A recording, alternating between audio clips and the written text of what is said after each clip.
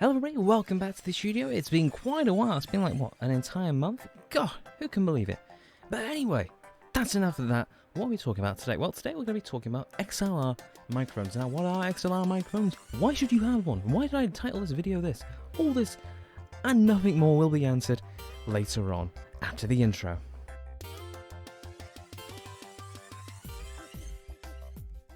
So what is an XLR microphone? Well, it is this.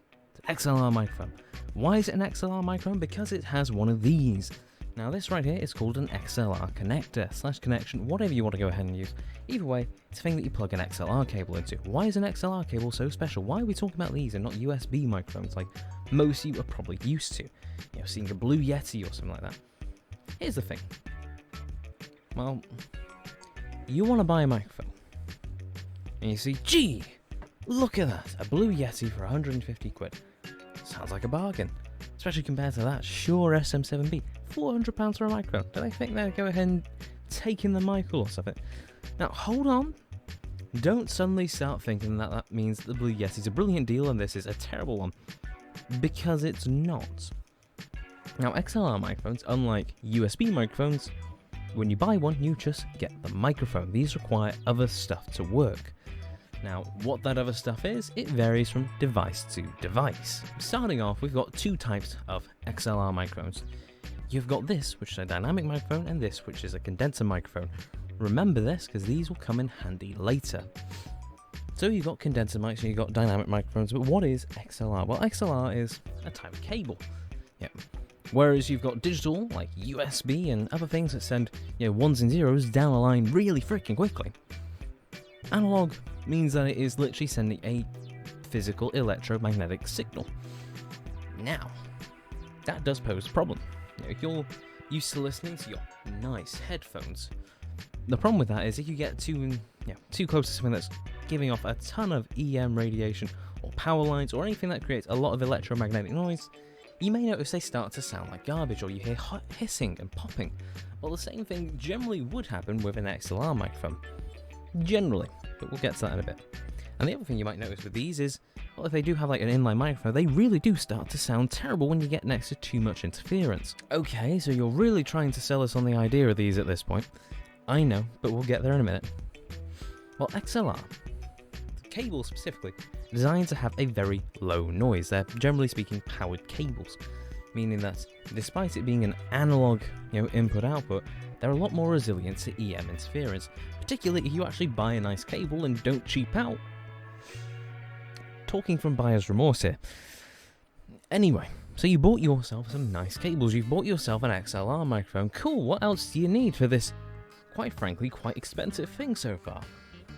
Well, next, depending on what it is, if you bought a dynamic microphone, okay, you just need to find a way to plug this microphone into something that can pick up the noise, and then add a lot of gain to make it audible. If you bought a condenser microphone, well, shucks, you're going to need one more thing. At the very least, you're going to need what is called 48 volt power. Now, that little black box over there that's labeled newer, or however the hell they say their brand name, I'm just going to call it NW because I'm sick and tired of trying to figure out how to call their name. This is my second attempt at this.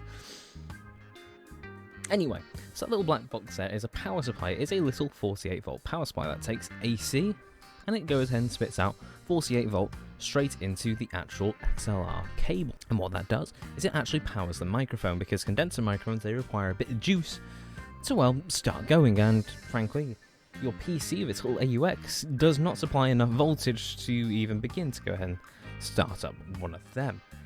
Okay, so got your microphone, got your XLR cables, which already costs a bit. You bought yourself some 48 volt power. What else could you possibly need? Well, then all you need is a way to plug it into your PC. Now, there's two ways that you can achieve this. Traditionally, you can just plug it into a microphone jack, or you can, if you want to go a step further and give you a bit more control, and generally I kind of recommend doing this step, even if you're doing it on the cheap, buy a cheap little USB dongle DAC.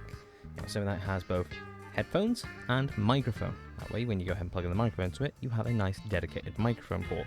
And it will sound a little bit better than your motherboard's audio. I'm not saying it will sound tremendously better, but it will sound a little bit better, and that's all that matters right now. Okay, so we've bought all that. Why didn't I buy a USB mic? And this is where we get to it. So you've bought yourself an AT2020, about 75 quid. You've bought yourself about 25 quid's worth of cables, add another 20 quid for the lovely little power supply over there, and let's say another 20 quid for that little USB dongle DAC. You're already at 140 quid, which is not an insignificant amount, let's be fair, and takes up a lot more space than just that little Blue Yeti and its USB cable. But here's the thing. A Blue Yeti, if it dies, or if you want to upgrade, you've basically got to pay the entire amount again because it's USB. You can't reuse parts of a USB microphone other than maybe the cable if it's detachable. And if it's not detachable, well then, to put it nicely, you're out of luck. But if you bought an XLR cable, an XLR microphone even, well here's the thing, you've suddenly got the ability to upgrade as you please. You know, say you want to get a nice microphone. All you got to do is buy a new microphone. You don't have to buy new cables. You don't have to buy a new power supply. You don't have to buy a new DAC. All you have to do is buy a new microphone. Say the cable dies. Well, you don't have to buy a new microphone. You don't have to buy a new power supply. You just have to buy a new cable. Say the power supply. You get the idea. It suddenly makes it so that replacing stuff becomes really relatively dirt cheap. The most expensive thing you'll ever have to replace is the microphone itself, and even then, that's not too bad a deal. But also, on the other hand, it makes upgrading it a lot easier because you can just upgrade what you want to upgrade. You don't have to upgrade the entire unit. Okay, so you bought yourself a nice microphone. Still sounds terrible. Well, there's a couple of things that it could possibly be, and I'm going to go through my personal experience. Maybe you got the cheapest possible XLR cables just to start out, just so you can try it, and while they're sort of showing how cheap they are, well, the first thing you can do is buy some new, nicer cables. These ones that I use, they're No Bull, that's the actual brand. Really great cables, highly rate them. If you want to just start out with doing, like YouTube videos, Twitch, whatever, these are really good cables, I highly rate them. No Bull, I'll try and leave a link in the description if I can remember. Okay, so you've got yourself some nice cables. It's like, still not quite happy. I don't have quite enough control over how loud it is. And well, that's where we get to the interesting bit. You can buy what's either a better DAC, or what I really suggest you buy, an audio interface, such as the Scarlett Solo, or something else. Now, the Scarlett Solo is my personal choice. It's one that was highly rated enough. I know that some people think of it as a bit of a joke, but it's a more than capable audio interface. And more to the point, you get analog gain, meaning that you plug it in. Oh, the microphone's too quiet. Oh, I can hear my microphone now, because you've got analog control over it. And essentially, this is where the nice bits start coming in. You can start adding really nice adaptive upgrades. You can go ahead and change it from, okay, so I've only got one microphone, it sounds terrible, blah, blah, blah, to, okay, I've got one microphone, it doesn't sound great, I can plug it into my audio interface. But what you can also start doing, if you've got multiple microphone inputs, is use multiple microphones through a single audio channel, which means instead of it being, no, not audio channel, a single audio input, meaning that, say you want to go ahead and record 3 voices. Cool, you just plug in 3 microphones, set it to 3 channels out with all your other specifications, and all of a sudden you've got nice, really nice audio going from 3 different mics, all in a single thing. And you don't have to buy another 48 volt power for each of them, because generally speaking, these will supply it. It will supply 48 volt power, meaning that you can go ahead and plug in that, plug in that, plug in that, hit the 48 volt power button, just adjust the gain for each one to make sure they're not too loud or too quiet from each other. Start talking and you're off to the races. And the other thing is, it makes it really nice because it means you can have either dynamic microphones, which don't require power, or condenser microphones that do require power, meaning you can get what you prefer, what's better for what you're doing. You can pick quite easily. But the other thing that this also allows is, if you did say just bought a dynamic microphone, you just bought an audio interface, well sure, you'll have to crank up the gain to hear it. But because it can, generally speaking, supply 48 volt power, it means you can get something like an inline preamp, / an inline amp, / whatever you want to call it. It's actually all it is. You unplug the cable, you plug in your little preamp at the end of it, you plug it back in, and you're done. Switch on the 48 volt power to go ahead and power it up so it can do its amplification, and then all of a sudden your microphone is a lot louder, and you can turn the gain down.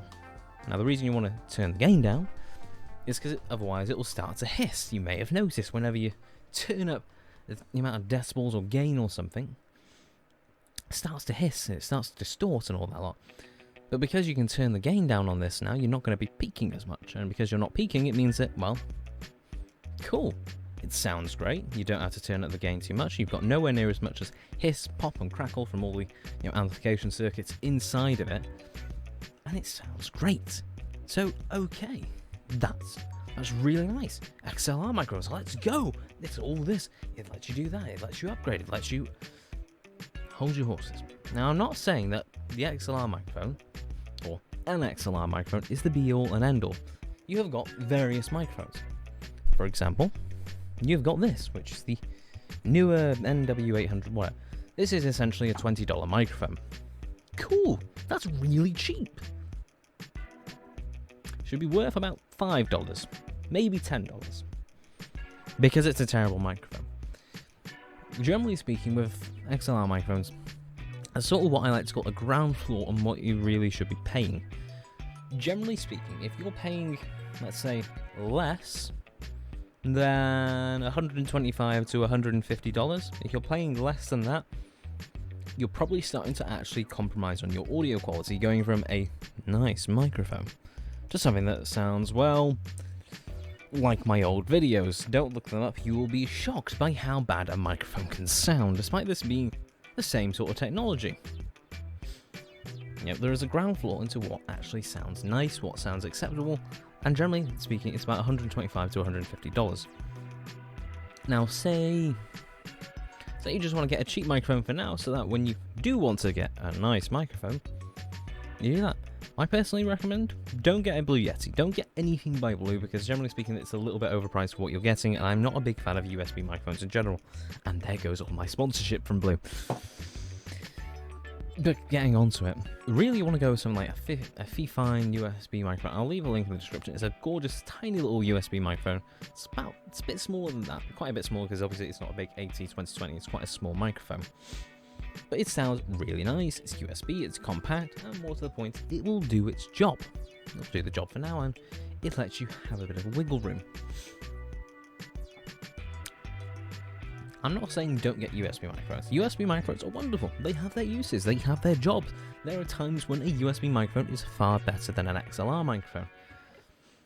But for the most part, if you're living in a static sort of studio or recording environment where you're allowed to set it up as you please, I recommend XLR because it just gives you a lot more control over it.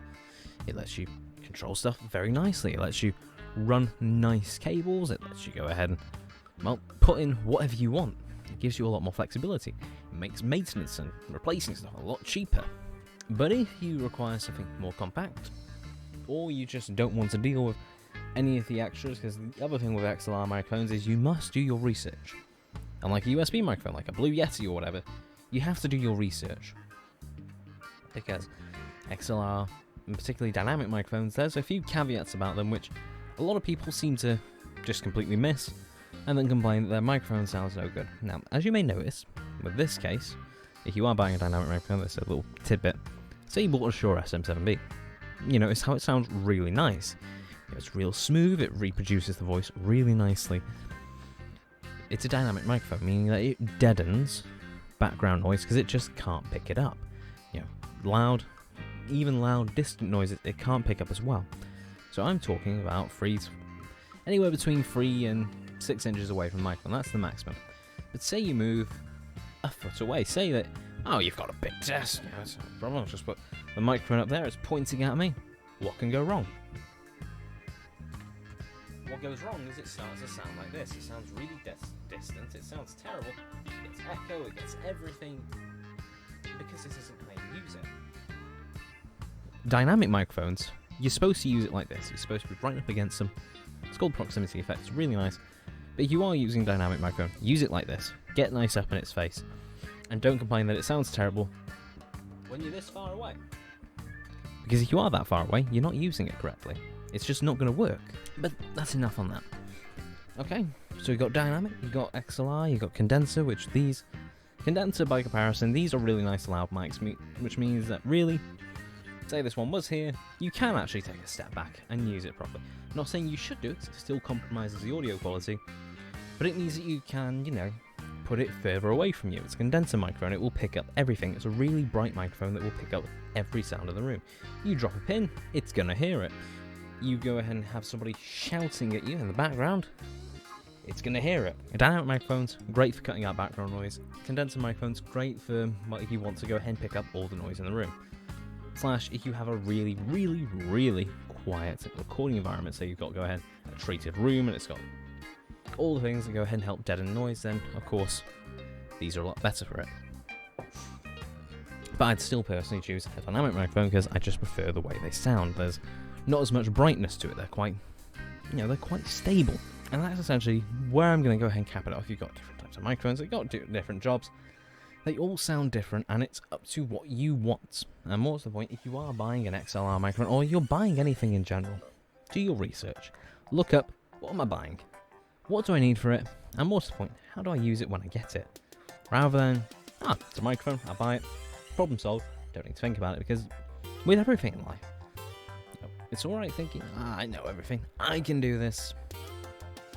Honestly, it's a lot better if you go ahead and just take a step back and think, what do I need? Rather than, oh cool, that's nice, grab it, gone.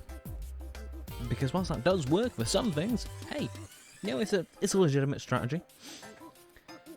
Whenever it comes to something technical, do yourself a favour, do your research, and more to the point, ask questions. There's forums out there are people like me who are more than willing to go ahead and answer questions, because I've got a fair bit of experience by this point, I know what I'm talking about. Obviously, I'm not a sound engineer, I'm not an audio engineer, I'm not anything like that. But I know enough to go ahead and say, hey, if you're looking for a microphone, look at that. Or, hey, your microphone's not sounding great, give me a call. I'll go ahead and tell you how to go ahead and sort it out, I know enough to start helping. That doesn't mean I know everything, but it means I know enough to go ahead and help out. That's also the reason why I made this video. I feel like I'm confident enough to say a bit about microphones, you guys at home can have a bit of an idea on what you need to do. And essentially that's it. Build up your knowledge, learn, go and find out what you need for what you're doing. And well, of course, enjoy whatever it is you're doing, whether you're doing audio, whether you're playing around with PCs, maybe you're getting into audiophile gear, whatever. Do your research, look it up, ask questions, learn, and more to the point, enjoy your new hobby. And I'm going to cap it there, so like the video if you like it, dislike it if you dislike it, any thoughts or questions, leave them in the form of a comment down below, hit that subscribe button, notification bell for more content from me as always, maybe go ahead and check out my Discord, Patreon, Facebook, Twitch, and all that lot, description down below. And as always, this is the 117th Con, signing off. It's great to be back folks, and well, I'll catch you all in the next one. Till then, Sarah.